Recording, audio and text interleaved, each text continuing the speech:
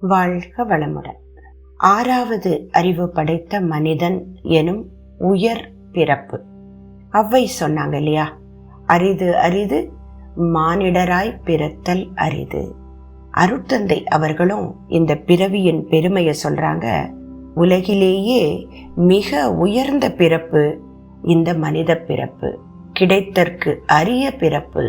ஆக இந்த பிறவியின் பெருமை உணர்ந்து வாழ்தல் ஒவ்வொரு மனிதனின் கடமை என்கிறார் அருட்தந்தை அவர்கள். இருமலுக்கு ஒரு மருந்து. நாய் துளசி சாறு தொடர்ந்து குடித்து வர இருமல் தீரும். வாழ்க வளம்.